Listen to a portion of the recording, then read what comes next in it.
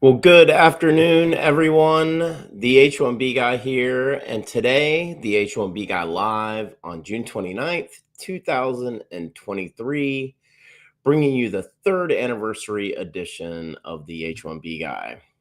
Today, we'll look back on 3 years, we'll speculate on a possible second H1B lottery, and we'll also discuss Canada's talent strategy for tech, or what they call their tech talent strategy. But before we get started, I'd like to ask you, if you haven't already, to please subscribe to the H1B Guy channel here on YouTube and like this video so that I can continue to produce more content like this for you. I also wanted to mention the H1B Guy offers a variety of consulting services.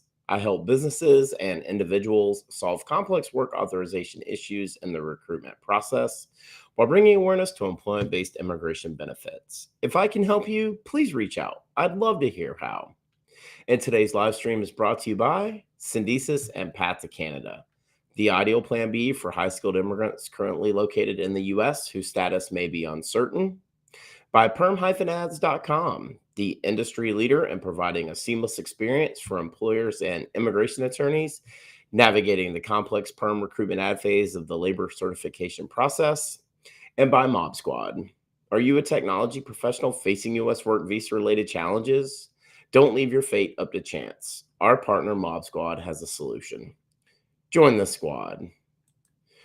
Well, it's hard to believe a little over 3 years ago, exactly to the day, right here on this very platform, which I still use, a platform called Restream.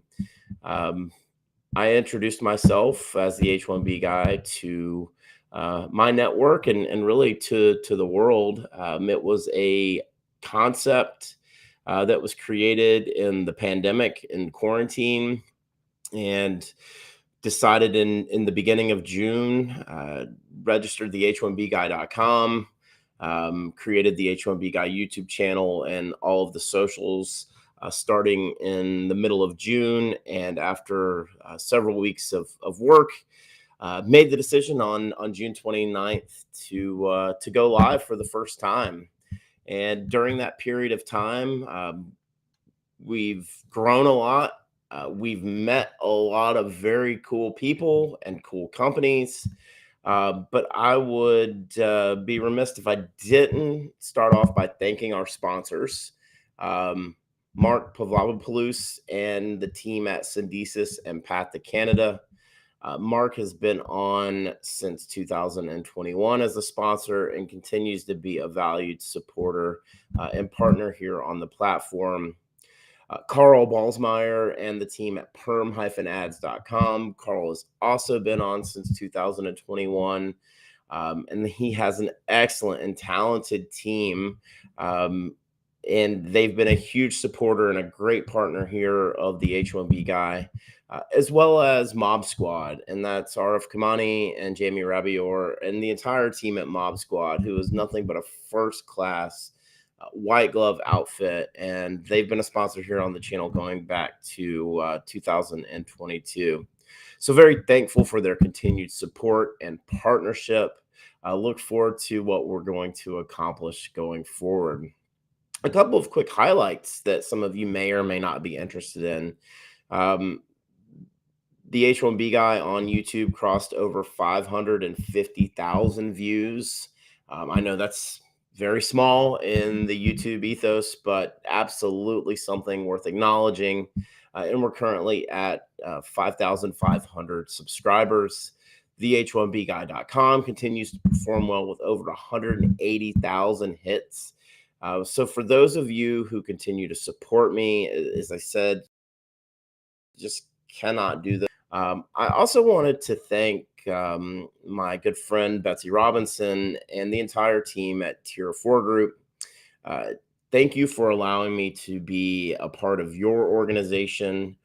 It is my privilege to work with such an excellent and talented group of individuals. The team at Tier 4 Group continues to be recognized as an award-winning IT consulting and staffing firm. And we are one of 3 women-owned, diversity certified IT staffing firms here in the US. And you can check us out at tier4group.com.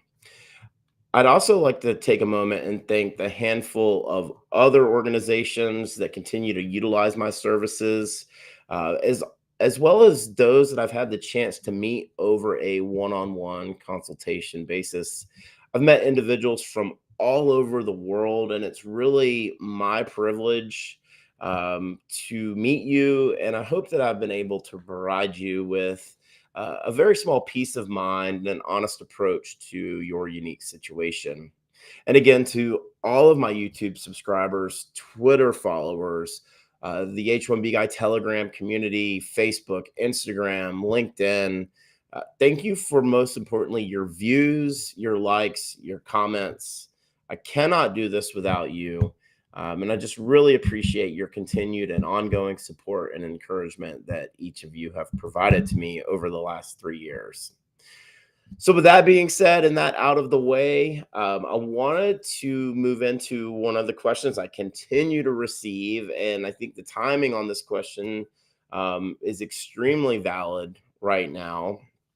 Today being June 29th, tomorrow being June 4th, the deadline for the H1B lottery application portal. Of course, that portal window opened on April 1st, 2023, and for a 90-day period closes on June 30th, 2023.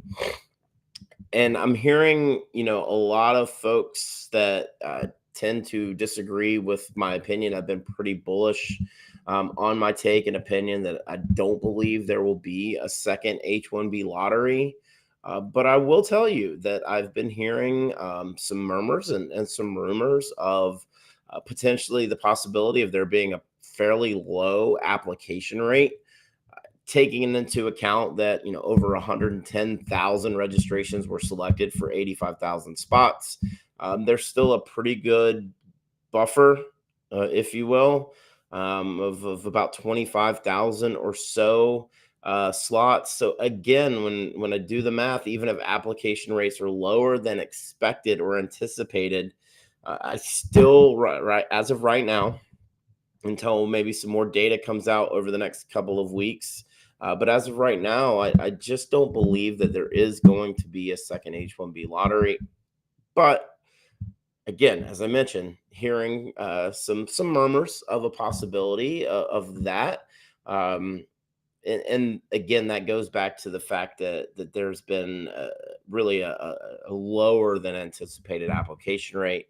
A lot of that is in fear of the duplicate registrations for individuals selected and notice of intent to deny that's been received, kind of going back to end of April.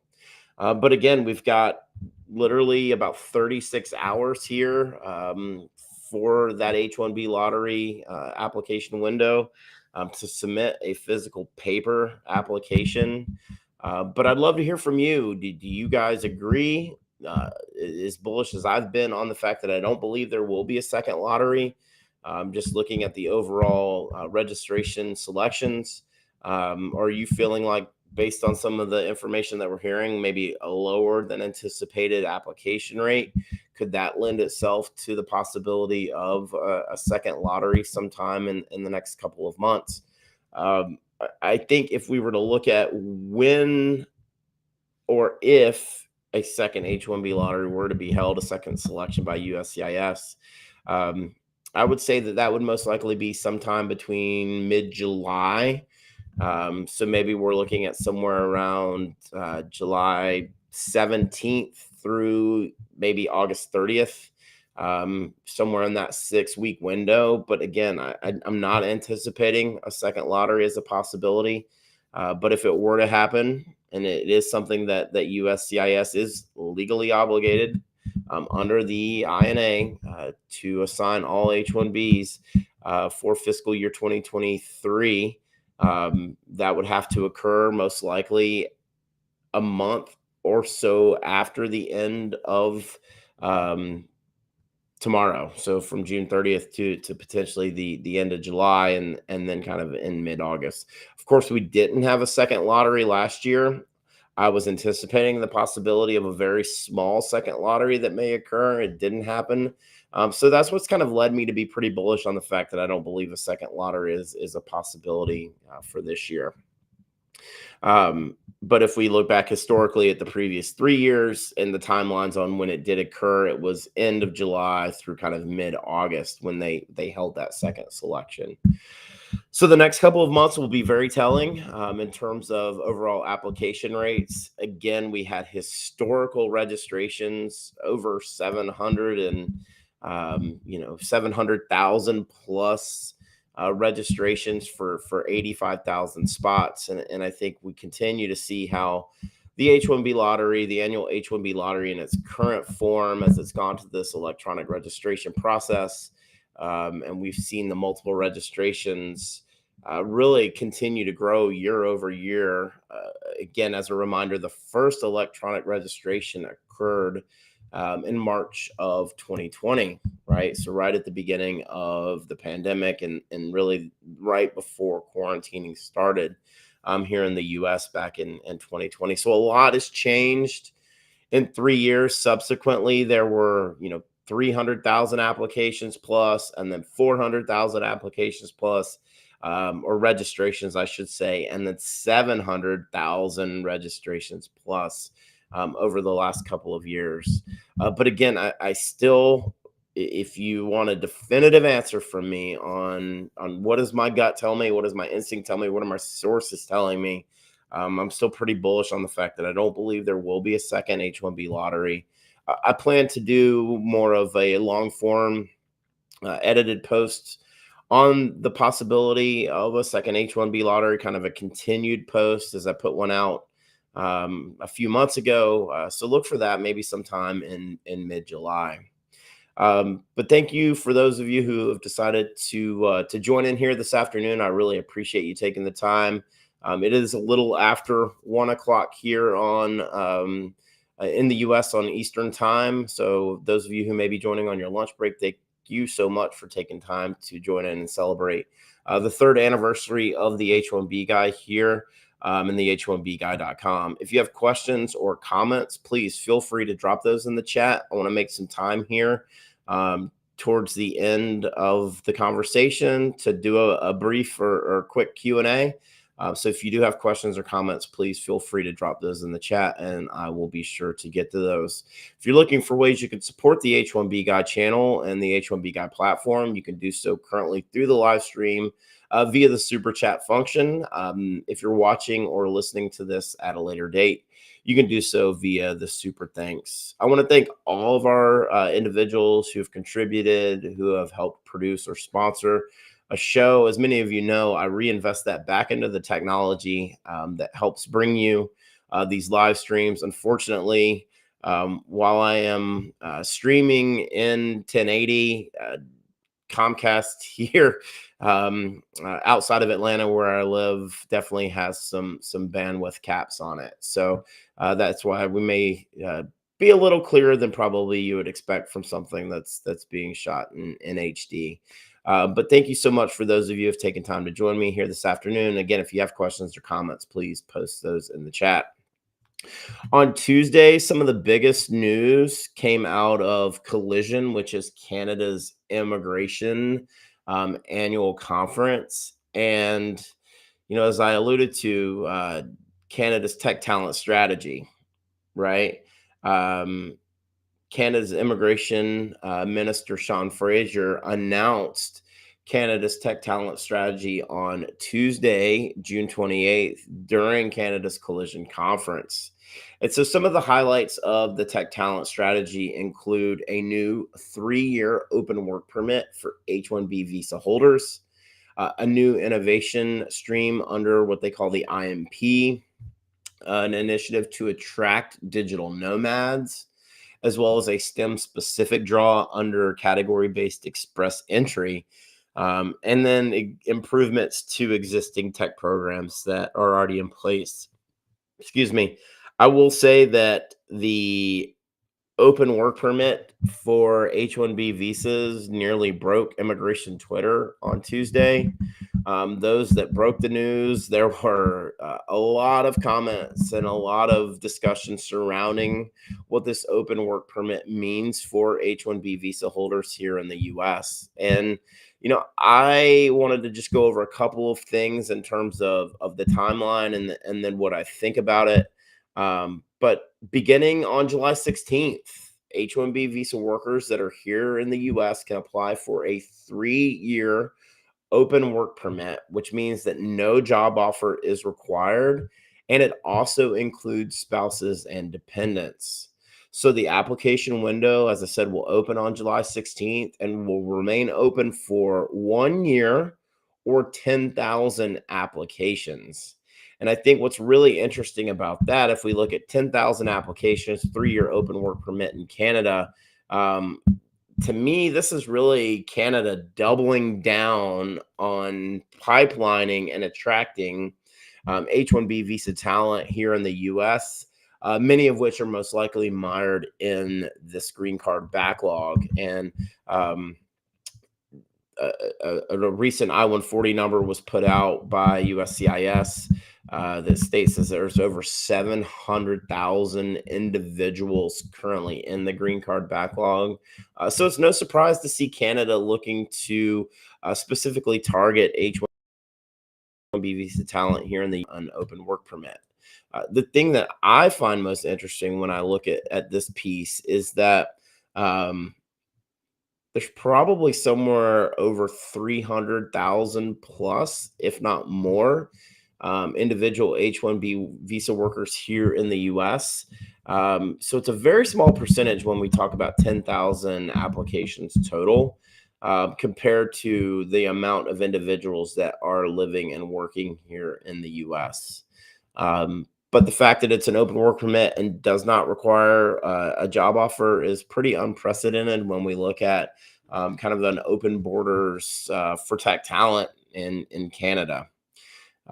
But I'd be curious to know what a lot of you think about this. I mean, I think it's a very interesting piece of news.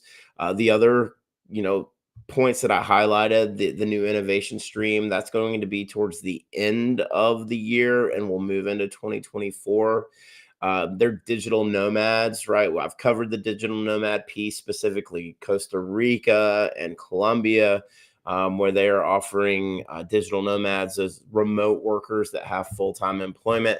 But Canada's offering 6 months here on what they call a digital nomad visa. Um, and of course, the aspect of STEM draw. Uh, as I talked about yesterday during the H1B Guy Live with Mob Squad's Judy Husbands, we talked about how Canada has become a very attractive destination for international students, specifically international students in STEM. And so you see Canada again doubling down on STEM specific draws for express entry, which is kind of their pathway, if you will, to permanent residency from an employment based perspective.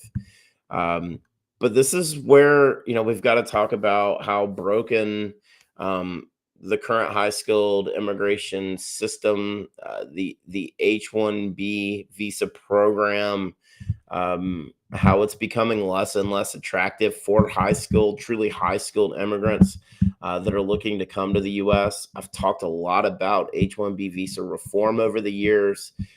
Many of kind of my take on it, which is we cannot increase the number of H-1B visas without first removing quotas on country caps for employment-based green cards. Those two have to go hand in hand. And ultimately, you cannot change one without changing the other, because the root cause of 700,000 plus individuals in the green card backlog is based on that 7% cap on country of origin for employment-based green cards. As we talked about yesterday, and we'll mention it again, individuals that are in EB2 or EB3 from India, EB2, you're looking at 12 or more years. EB3, we're now at 14 and a half or more years. Granted, we've seen a lot of ups and downs in terms of forward movement and retrogression, kind of based on spillover. over the last few years. But as we've seen, as of the last few weeks, that's been out in the news and been published by USCIS, number usage is basically all allocated. So we're not expecting a lot of forward movement in the visa bulletins going forward over August and September. And this is after we're only really a year to 2 years removed from some pretty rapid and extremely accelerated forward movement. So they moved the dates forward to try to make sure that the number use was in line, and then have moved them back. Now that the number use is specifically allocated for fiscal year 2023. So look, I think in totality, Canada doubling down on trying to attract H-1B visa workers is a very clear sign, and should be, to our elected officials, those in Congress, specifically, House of Reps and U.S. Senate, that it is time for us to reform our high skilled immigration policies. The H-1B visa program should still be an attractive option for high skilled immigrants throughout the world, not just those from India and China, but for everyone. And unless we make adjustments to the way the current program is, we're going to continue to see these issues come up. And we're going to continue to have countries like Canada who are going to continue to target specifically high skilled workers here in the US. And I cannot blame them when we look at how our policies are and how restrictive they are, and how we have individuals who are literally dying in the green card backlog. It's not a surprise to see these olive branches be extended. The UK did something very similar a couple of years ago. So again, you see what I would call competitive countries to which we compete with for this war on talent that we talk about a lot here on this platform. See them doubling down on trying to attract folks that have been living and working in the US, because US based experience is just more valuable. It just is. We can try to deny that, but the fact of the matter is, if you've lived and worked in the US, the skills that you gain here are more valuable as it relates to a career advancement and to a technology exposure and an advancement. So check that out if you guys haven't already. It was really interesting news that broke again on Tuesday, June 27th, and that is that Canada will be opening a 3-year open work permit for H-1B visa holders here in the U.S., and applications begin starting on July 16th. Now, this is where I remind you that, look, somebody like Mob Squad and Syndesis and Path to Canada still should be in your thought process, and something that you should consider as an option if you are in the U.S. and looking to relocate to Canada. Potentially, they can help you stay with your current U.S. employer versus taking an open work permit and going to try to find a new opportunity in Canada on your own. So highly recommend utilizing one of their services, either to relocate your current job, or if you're wanting to consider new opportunities with their customers that they have in Canada. And I wanted to close out today by just mentioning that I was reached out to a couple of weeks ago by a website called FeedSpot, and the H1B Guy podcast was recently named as one of the top 10 visa podcasts by FeedSpot. So I just wanted to acknowledge this. I will include a link to the podcast in the video description below. I don't believe it's currently in there, but I will add that in there. But I wanted to say thanks to Anuj and his team for the honor of including me in their list. And I will go ahead and I'll just pop this in the chat too, so that it comes up during the live stream. Bring it up right now, the website. So there it is. It's blog.feedspot.com /visa_podcast. And there's a pretty extensive list. Some smaller individuals like myself, and some that are larger and have a much more significant presence. But again, thank you to the team at FeedSpot for the acknowledgement and reaching out and including me in your list. I know that there are a few of you out there that are currently joining me in this live stream. If you have any questions or comments, please post those in the chat. I do have a couple of minutes here remaining. Would like to potentially field some questions or comments from you. But before I do so, just wanted to remind everyone that today is the third anniversary of the H1B Guy platform. And I'm very grateful for all of your support, specifically my clients, my team at Tier 4 Group, all the individuals that have reached out to me to seek consultation and my advice and guidance. I wanted to thank my family, my wife, my kids, my parents, my in-laws, everyone who supports me in what I do here, and understands that I literally work 2 full-time jobs. And very grateful for the patience that they have in my life as I've pursued this passion. I know a lot of you have heard my story before, but I've always wanted to have my own talk show and be my own talk show host. And I'm very grateful for a platform like YouTube, as well as the podcast world, that allows somebody like me to voice my opinion specifically on high skilled immigration here in the U.S., surrounding H-1B visas, surrounding the green card backlog and permanent residency.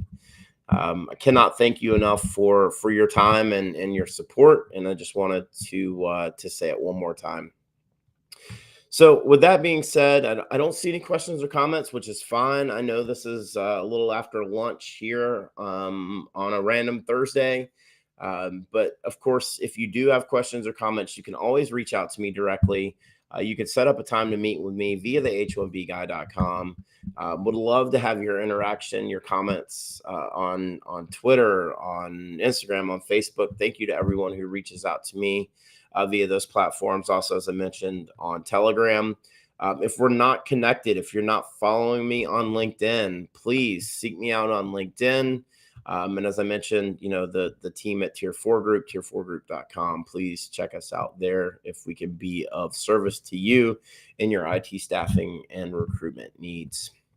So with that being said, I'm going to go ahead and close this out here today and remind everyone that today's live stream was brought to you by Syndesis and Path to Canada, the ideal plan B for high-skilled immigrants currently located in the U.S. whose status may be uncertain. If you're facing an H-1B denial or OPT expiration, don't get caught off guard. Make sure you have a plan B, and Syndesis and Path to Canada are your answers. They'll gladly help you navigate the process, and if you'd like to find out if you qualify, please be sure to use the link in the video description below, and someone from Syndesis or Path to Canada will be in touch. And by PERM-Ads.com, the industry leader in providing a seamless experience for employers and immigration attorneys navigating the complex PERM recruitment ad phase of the labor certification process. If you want to reduce your costs and overhead associated with PERM labor certification recruitment advertising, let PERM-Ads.com help you. And by Mob Squad. Are you a technology professional facing U.S. work visa-related challenges? Don't leave your fate up to chance. Our partner, Mob Squad, has a solution. Mob Squad helps technology professionals facing U.S. work visa-related uncertainty remain working with their current U.S. company nearshore from Canada, as well as technology professionals from around the world who are seeking to find a rewarding opportunity in North America. Through their partnership with the Canadian government, they can obtain a Canadian work permit for you and your spouse in as little as 4 weeks, as we talked about yesterday.